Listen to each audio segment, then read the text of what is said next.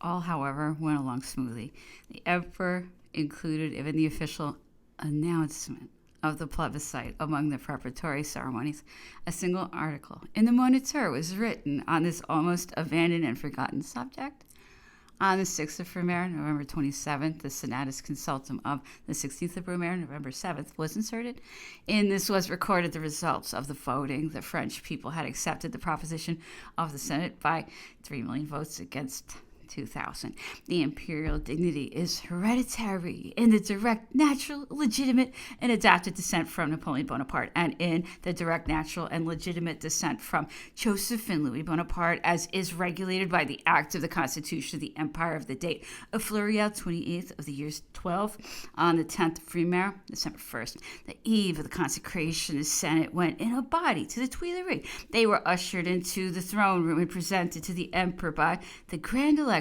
The object of this was to announce the result of the plebiscite, which could have been done in a few words since the imperial government had been in existence for 6 months. But Francois de Neufchâteau, who presided, was determined to pronounce the inauguratory discourse, which was feeble, though certain of his words, now spoken too late, were a useful remainder of the principles of the Constitution. Thus, when he attested that the right to vote, especially as regards to the fundamental laws, is the first attribute of the sovereign power of the people, when he affirmed that the emperor held his power only from the sovereign people, when he proclaimed that the republic existed and that the object of the plebiscite had been to introduce into the government by a single man principles preservative of the interests of all, and to give to the republic the strength of the republic, when he claimed for the republicans whose patriotism has been the most zealous and imperious the right to consider themselves the stoutest supporters of the throne, when he announced, defined, and commenced on the constitutional oath, every term of which expressed some essential condition of the agreement between the emperor and people, he might by all this have once been able to inculcate a useful lesson and a necessary warning, had not his speech been somewhat marred by an excess of rhetoric. But it was too late. The emperor's answer showed the distance he had traveled in the last 6 months. It displayed the influence of the papal consecration, and how the democratic right which had set him up was now turned into providential, not far removed from a divine right. He said, "I'm at the throne to which I have been called by the unanimous wish of the Senate, the people, and the army. My heart full with the mighty destiny of that people whom, from the midst of camps, I have been the first to salute with the name of great. All my thoughts from my youth up have been turned upon them, and I here declare that my thoughts and labors today are concerned only with the happiness or unhappiness of my people. My descendants will alone guard this throne.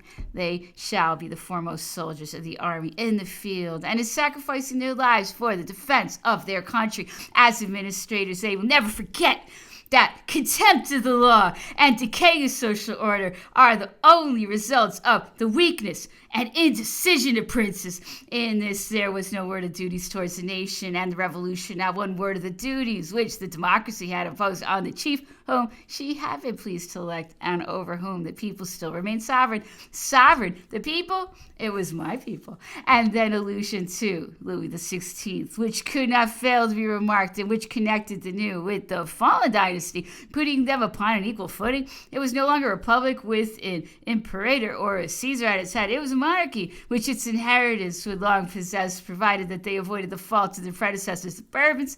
At present, it was by the grace of God that Napoleon was emperor of the French. It was not only a formula which had changed, but the whole point of view.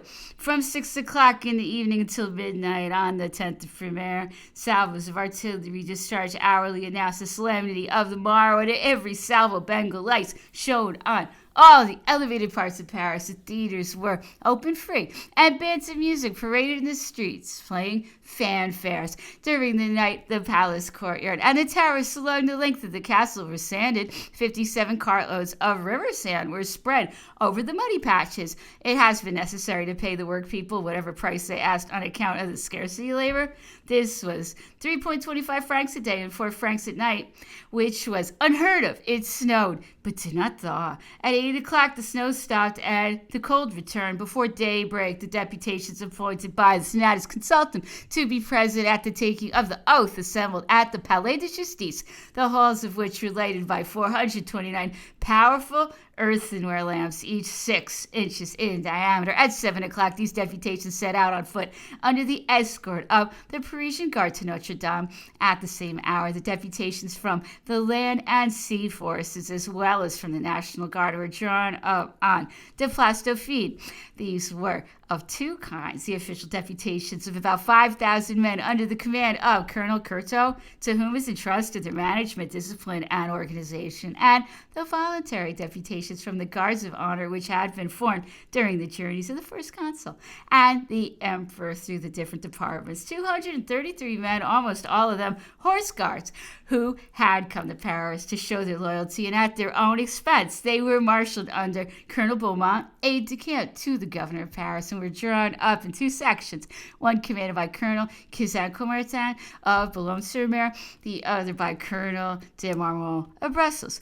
Part only of these deputations were to enter the church, to whom were added the deputations of the special voluntary corps, such as veteran guards of honor of the Senate, the survivors of the Royal Petite. The rest would line the route. At 8 o'clock, the great state bodies departed from the respective palaces: the Senate, the Council of State, the Legislative Body, the Tribunate, each body carriages under the escort of 100 horsemen. The Court of Cassation were on foot with an escort of 80-foot soldiers around Notre Dame and inside the church. The confusion was terrible. Detachments of 6 battalions of grenadiers, the chasseurs of the guard, had since 5 o'clock taken up their positions at the Archbishop's palace and the cathedral, but the officers took not the slightest heed of the civilians, or rather one of the civilians, Fontaine, the architect, who was on the spot at their arrival, for no master of the ceremonies had bestirred himself, none even of the 29 commissioners, who were paid a louis each. At 6 o'clock, the doors are open, and a large number of those invited, whose impatient curiosity had led them thither before daybreak, had managed to push in through the doorways on handing their tickets to the 92 ticket collectors, who were each paid 9 francs. As soon as they entered, they walked about all over the stands and hindered the work people, who were still busy, and for more than an hour and a half the greatest disorder reigned in the church. It was with the greatest difficulty that Fontaine managed to induce the military authorities to take the palace of the Liabed, masters of the ceremonies, and to establish order at the entrances. But outside there was no Fontaine. The prefect of police had closed the Place du Parvis to carriages other than those of the 3 trains of the Pope, the Emperor, and the Arch-Chancellor Dalberg. The streets leading to the Place du Parvis were blocked by the crowd, those invited who, after daybreak, were unable to get to the church. A large number of ladies of the highest rank were obliged, in spite of the lightness of their attire and low-necked dresses, to descend there at the Place de Justice at the entrance to the Rue de la Barrerie, and were thronged by a scarcely respectable crowd in the winding lanes which even 60 years ago wound between the old houses of the city. They were frightened, with some reason, when the Court of Cassation appeared in the midst of its escort, and avarice warmth was once more awakened in these venerable magistrates. They opened their ranks to the fair disconsolates, who entered the cathedral under the shelter of their flame-colored togas.